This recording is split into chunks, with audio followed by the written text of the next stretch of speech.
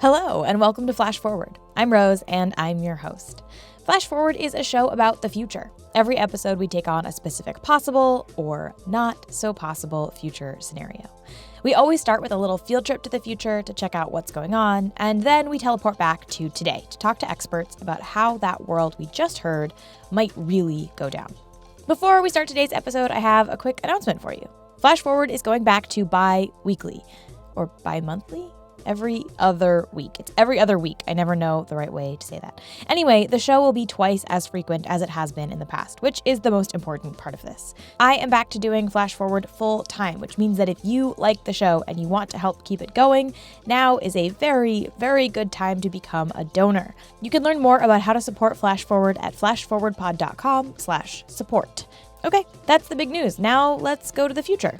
This episode, we're going to start in the year 2144.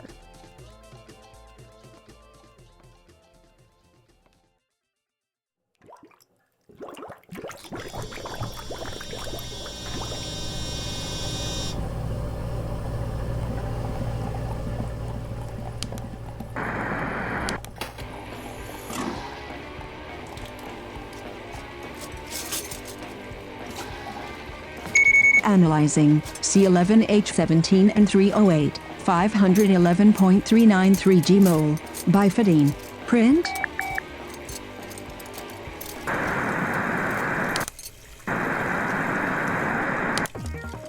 I'm Samuel Hopkins, and tonight on America's Most Wanted, we meet real-life pirates. No, they don't wear an eye patch or have a peg leg. Instead, they work in underground labs, making copies of drugs you need to stay alive. Sounds great, right? Well, what if I told you that nobody tests those drugs, and they could kill you? We have to help law enforcement take these pirates down. The manhunt starts now. Get on the ground. You're toast, pirate.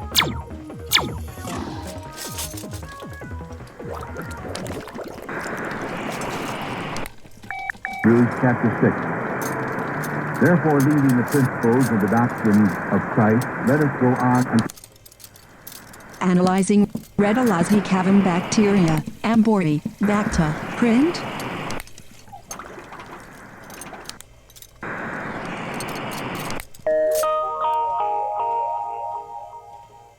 The trial of Valerie Max, the alleged founder of the underground pharmaceutical manufacturing lab known as the Fire Swamp, began in Chicago on Tuesday. According to the prosecution, the Fire Swamp connected pirate drug manufacturers with buyers and provided everything from off-brand Viagra to chemotherapy and AIDS drugs at extremely low prices. Joining us today is Mary Keyes, a patent law professor at Harvard University.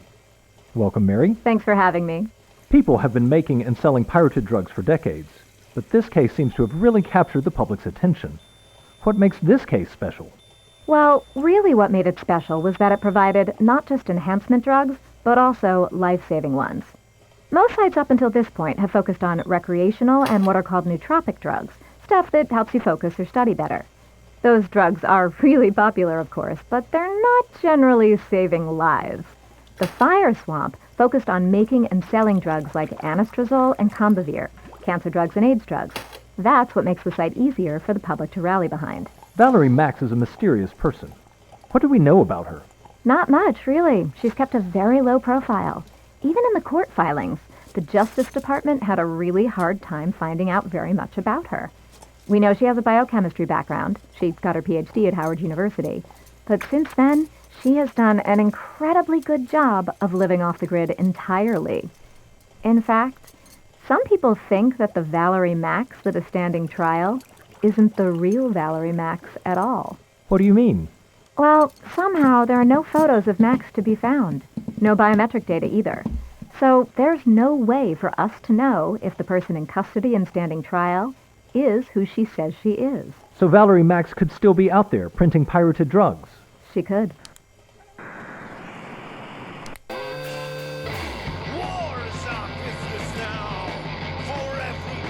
Analyzing C11H17 and 308, 511.393 G-mol, C equals O, C equals O, C.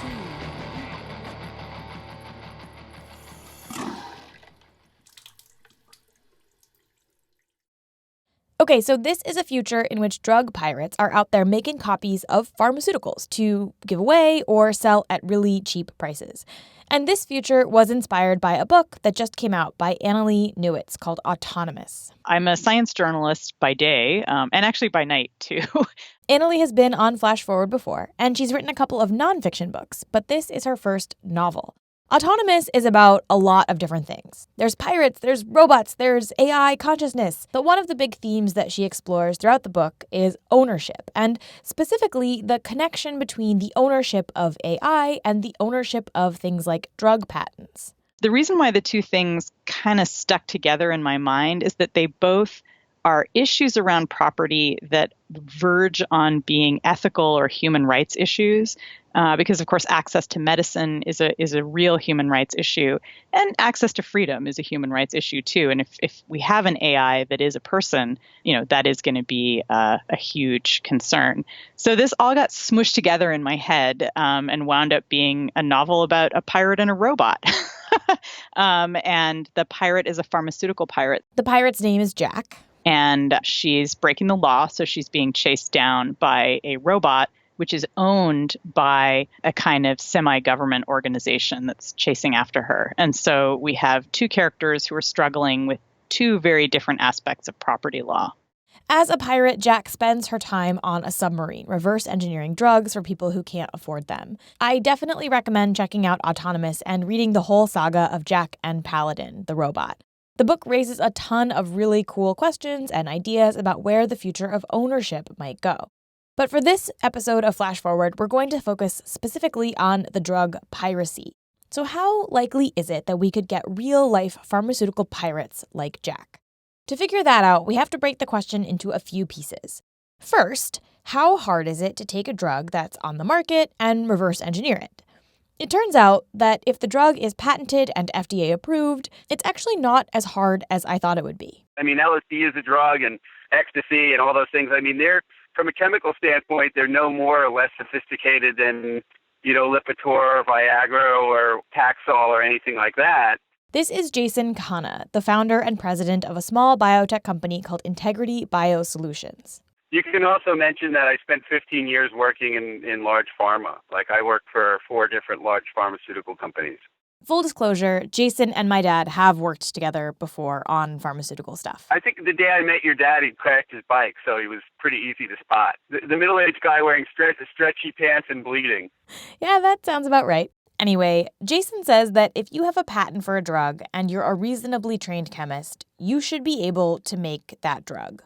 It really shouldn't be any different than a recipe for like Toll House cookies, right? If you get a recipe for cookies, it gives you a list of ingredients, all of which are readily available, right? None of them are that obscure, right? It doesn't have unicorn dust. So it's all kinds of things you can buy. And then it tells you like how to mix them and when to mix them and, how to cook them and exactly how long to cook them. You can obviously screw it up, but anybody who's knows how to bake should be able to reproduce a Toll House cookie pretty well. Those patents aren't any different. Internally, at rival pharmaceutical companies, this kind of copycat drug manufacturing is really common. They do that all the time. I mean, when you have allergies, there's Claritin, there's Zyrtec. I mean, there are a lot of these cases where you'll have 3, 4, 5 drugs on the market that all hit the exact same enzyme. So at the biochemical level, they fundamentally do the exact same thing. There's plenty of that. I mean, there's tons of that. What these companies are doing isn't necessarily exactly reverse engineering their competitors' drugs, because that would infringe on patents, which we're going to get to in a second. But what they are doing is looking at the patent and studies that were done on the drug, which describe exactly how the drug works, and making a very similar molecule. So let's say that drug A works by targeting a specific enzyme.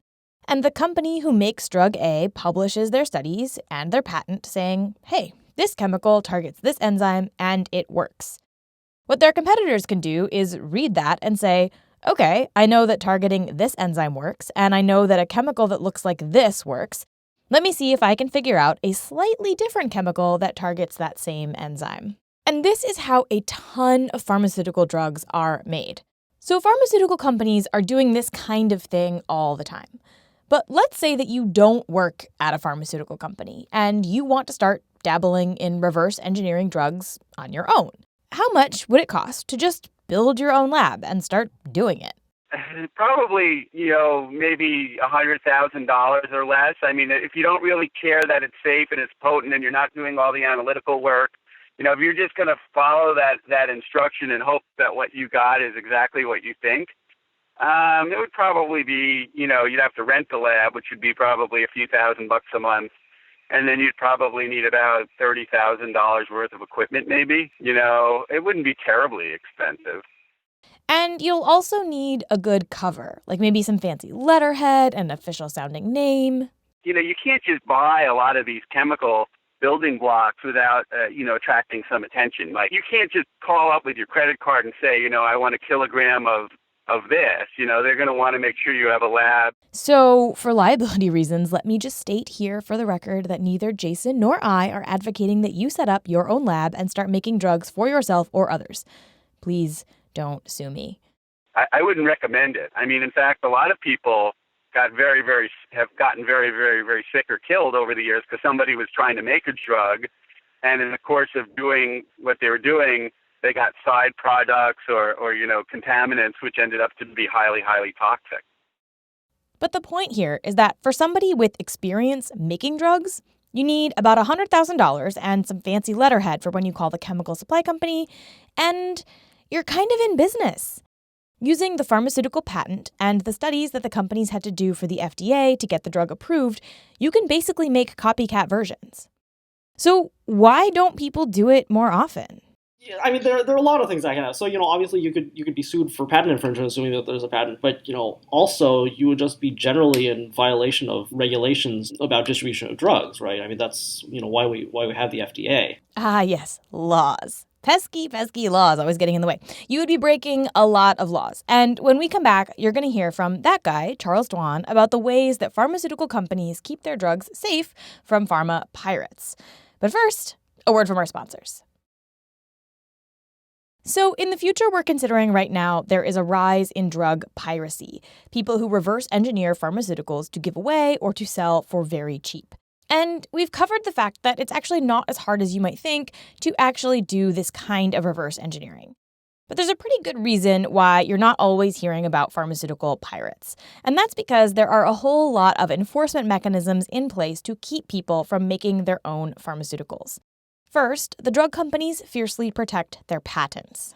A patent is a government-granted right. So, a person would apply to the government and ask for a patent, saying, I've got this new invention and I think that I should get a patent on it. And if the government gives you a patent on it, what you get out of that is the right to tell other people to stop making the same invention for a certain number of years, or to pay you if they want to make the invention. So my name is Charles Dwan. I am the director of the Patent Reform Project at Public Knowledge. Public Knowledge is a nonprofit organization that works on consumer advocacy. So patent law is very complicated, and it's different all over the world. So this is by no means a comprehensive overview of patent law. And we're going to mostly focus on the United States for this episode, in part because that's where patent law is perhaps the most strongly enforced. So if you're going to get in trouble for violating a patent, it's probably going to be in the United States. And in the US, drug companies have a variety of ways of trying to extend their patents for as long as possible. Remember how we said that the patent should, in theory, be as easy to follow as a Toll House recipe? Well, in practice, that's not exactly what happens. There are a lot of, well-known techniques for, obscuring the way that the invention works in the description of, putting in 50 different alternatives, but not saying which one is actually the best one. Here are 100 different possibilities for what the antibody could look like. We know that one of them is the best one, but we're not going to tell you which one's the best one. If you want to figure out, you got to try all 100 of them. There are other techniques too. My favorite one that I learned about is leveraging the EPA to keep your drug prices high. I've got an albuterol inhaler for asthma, and albuterol is a drug that's been around for, I think, 40 or 50 years. So, patents only last 20 years. There's no way that there can be a patent on the drug anymore. But what the manufacturer of the inhalers did was they got a patent not on the drug, but on the gas compound that's used to vaporize the drug and to propel it out of the inhaler. And then they got a regulation that said that the original propellant that was used in in the inhalers from like 40 years ago was an environmental hazard, so they were no longer allowed to sell them. So as a result, the only inhalers that are available now are brand name inhalers that cost, $50, not because the drug is new or because there's any patent on the drug, but because they were able to get a regulation on the environmental effects of the additional components of the inhaler. But let's say that you are a true pirate and also a chemist, and you don't care about patent law, and you are willing to sift through the hundreds of possible compounds in the patents that could work, and you have a well-resourced lab. I think the first thing that you should do is you should move to a different country. Charles isn't really joking here. Making drugs in other countries is a way that people actually do make cheap copies of pharmaceuticals. And in fact, it's not necessarily illegal to bring those drugs into the US and sell them. So, one of the things that people will sometimes do is they'll go to a country that doesn't have patent protection on, say, Lipitor, and you can purchase the drugs there, and then you can bring that back into the United States, and under the Supreme Court decision, you're perfectly allowed now to resell that drug however you want. There are drug companies in India, for example, that do this kind of thing, and that some U.S. pharmaceutical companies would consider pirates. There's this really interesting guy in India named Yusuf Hamid who runs a drug company called Cipla. Hamid is hated by many American pharmaceutical companies because he makes cheap, generic versions of drugs that those companies would like to sell for high prices, drugs that are patented. In 2000, for example, Hamid offered a generic AIDS medication for a tenth of the sales price. Drug companies call Hamid a pirate. Other people call him a Robin Hood type figure. He's kind of like Annalie's character, Jack, except that he doesn't live on a submarine and he's a billionaire. I'll link to some interesting profiles of him in the show notes. Anyway, this is a lot of talk about today when this show is supposed to be about the future. So let's talk about tomorrow. One thing that Autonomous predicts is that medicine will continue to get more and more expensive. The piracy we see in the book is largely driven by an increase in the power of nefarious drug companies who jack up the prices for their drugs such that most people can't afford to buy them. Which might sound familiar, especially if you've been following the case of Martin Shkreli. So I actually started the book before the Martin Shkreli scandal, but people like him were exactly what I was imagining, that he would become kind of the norm. We're not going to go into his case in detail. There are a lot of twists and turns which you can read about on the internet, but the basic gist is that Shkreli had a habit of buying up drugs that people need to live and hiking up their prices. In 2014, a company that he ran bought a drug called Thiola. People who take Thiola have to take 10 to 15 pills a day. Thiola used to cost $1.50 per pill, but Shkreli's company increased that price to $30 a pill. In 2015, another company Shkreli ran bought a drug called Daraprim, which is used to treat patients with AIDS. His company increased the price of that drug from $13.50 to $750 per pill. Shkreli is kind of like a cartoon villain at this point, but he's exactly the kind of pharmaceutical executive that runs the entire industry in the world of Autonomous. Part of this future is pharmaceutical companies have become almost indistinguishable from tech companies now. They're even more than they are today. They're about trying to make money, as that's the bottom line. There's no kind of pretending to help people.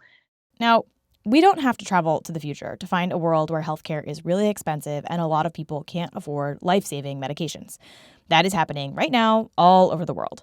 And some of it is indeed fueled by big drug companies that want to make money. Look, I'm a scientist. I never got rich. Guys like your dad and me, we worked on new things, mostly because that's what we were trained to do and that was what we were passionate about. Let's say, you're working and, you want to succeed and you want to make some money. Well, do you really want to figure out how the human body works or whether or not this idea works? Or do you want to say, well, look, I know Lipitor makes a colossal amount of money, so why don't I try to make my own Lipitor? If you're making money for the company, no one is going to say, well, big deal. Yeah, you made $10 billion this year, but it was to give people erections. That guy's been trying to cure cancer for 20 years and banging his head against the wall. Who do you think the vice president of the company is going to be? So if pharmaceutical companies get more and more powerful and more unscrupulous, will drug piracy be the result? Probably in some form, but perhaps not in the way that Autonomous predicts. Because it really is expensive, difficult, and dangerous to try and manufacture pharmaceutical drugs in an off-the-radar lab. But there are other technologies that might make it easier. There's kind of this interesting question of, what happens if 3D printing gets to the point that people can just print their own drugs? And then, instead of, distributing the drugs themselves, you just distribute like the file that would tell people how to make them, but they could just make them at home. In order to be able to 3D print drugs, you would still have to get over some of the hurdles we talked about, like having the right chemicals on hand. But you wouldn't necessarily have to do all of the reverse engineering yourself. And that's actually raising all sorts of really interesting questions about patent law, because patent law has just never dealt with the possibility that somebody could, send not the actual invention, but just instructions by which people could automatically make things. Once again, I am not endorsing this idea. Please don't sue me. It is very dangerous to do this.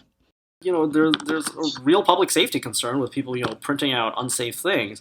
On the other hand, generally, it's been the view that if you do something privately in your own home, the federal government shouldn't be, coming to your door and complaining about your own private activities. On the flip side, some companies would really love to just have endless patents. In fact, infinite patent terms is a thing that has been proposed. We don't grant patents just because we want to make inventors rich. The reason that the United States grants patents is that it thinks by granting these sorts of exclusive rights to people for a short amount of time, they'll ultimately encourage people to invent things, and more importantly, to tell the world how their inventions work. And if you grant infinite patents, what's the point of telling people how your invention works if no one's ever going to be able to use it in the future? The reason we grant patents is to ultimately allow people to use the invention for free in exchange for a small upfront payment. So it doesn't make any sense for that upfront payment to go on forever. If drug patents do become infinite, well, then you can probably bet on more patent-busting pirates, because drugs would simply never go generic, which means they would forever be locked up in the hands of the pharmaceutical industry, who could then charge however much they want for them. Forever. At which point you would get to ask yourself, chemists of the world, is it time, finally, to buy a submarine and become a pirate? Part of the book is about how do you choose, in a situation where there's incredible injustice going on, what kind of subversion do you choose to engage in? And Jack chooses a very radical path. She chooses to go completely outside the law, which means that she, certain kinds of things are no longer ever going to be accessible to her. Like, she's never going to be able to have a normal life because she's constantly got to be vigilant about who knows what she's doing, and she has to constantly cover her tracks. On the other hand, she's actually able to get free drugs to people who need it. This is a question that I think about all the time when it comes to the future. There are people like Charles who are protecting consumers by working from the inside. And then there are people who think that that's simply never going to get us to a better future. And some days, they both seem right. So how do you pick? I mean, as someone who started my career as a writer being really politically radical and thinking that I was going to totally change the world and peacefully dismantle capitalism just by writing articles about it that would just persuade everyone, and having to realize it's a little more complicated than that. So I think that these characters are having to go through different stages of mourning that a lot of activists go through, where you realize I might not be able to change this thing in my lifetime. So the choice is yours, my friend. To pirate or not to pirate? That is the question. That's all for this episode. For more information about any of the stuff we talked about, head to flashforwardpod.com, where you can find more links. Those links are also in the show notes. Flash Forward is produced by me, Rose Eveleth. The intro music is by Asura, and the outro music is by Hustleonia. Our future voices this week were provided by Brent Rose, who played Samuel Hopkins, Stephen Grenade, who played our news anchor, and Tamara Krinsky, who played Mary Keys. The episode art is by Matt Lubchansky. If you want to suggest a future we should take on, send us a note on Twitter, Facebook, or by email at info@flashforwardpod.com. I love hearing your ideas. And if you think you've spotted one of the little references that I've hidden in the episode, email me there too. If you are right, I will send you something cool. If you want to support the show, there are a few ways you can do that too. Go to flashforwardpod.com/support to learn about all of the ways that you can donate to the show. But if that's not in the cards for you, you can go to iTunes, leave us a nice review, or just tell a friend about the show. That actually helps. The more listeners I have, the better this goes. That's all for this future. Come back next time and we'll travel to a new one. In just 2 weeks. So soon. Okay,